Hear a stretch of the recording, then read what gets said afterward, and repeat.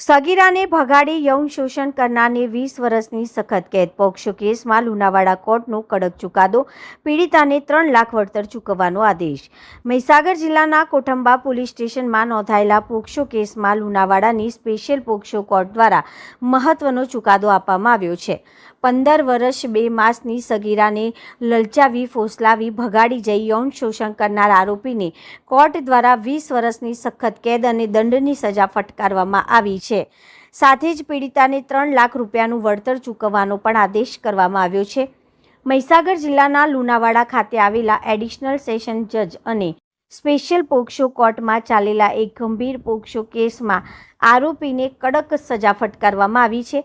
પંચમહાલ જિલ્લાના શહેરા તાલુકાના નવા ગામ નવી વસાહતનો રહેવાસી પશવંતકુમાર વિનુભાઈ બારિયાએ વર્ષ 2024 દરમિયાન 15 વર્ષ 2 માસની સગીરાને લલચાવી, ફોસલાવી અને ભગાડી જઈ તેના પર યૌન શોષણ આચર્યું હોવાનું સામે આવ્યું હતું.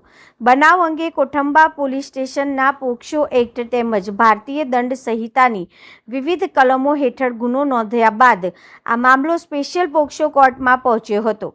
કેસ દરમિયાન રજૂ થયેલા પુરાવા અને સરકાર પક્ષે સરકારી વકીલ જયવીરસિંહ જે સોલંકી દ્વારા કરવામાં આવેલી દલીલોને ગ્રાહ્ય રાખી કોર્ટ દ્વારા આરોપીને ગુનાહિત ઠેરવવામાં આવ્યો છે.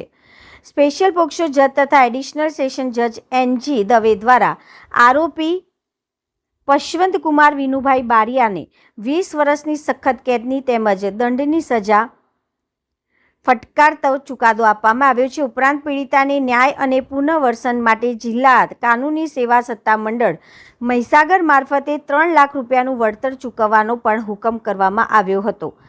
આ ચુકાદાને બાળ સુરક્ષા અને પોક્સો કાયદા અસરકારક અમલીકરણની દિશામાં મહત્વપૂર્ણ માનવામાં આવી રહ્યો છે.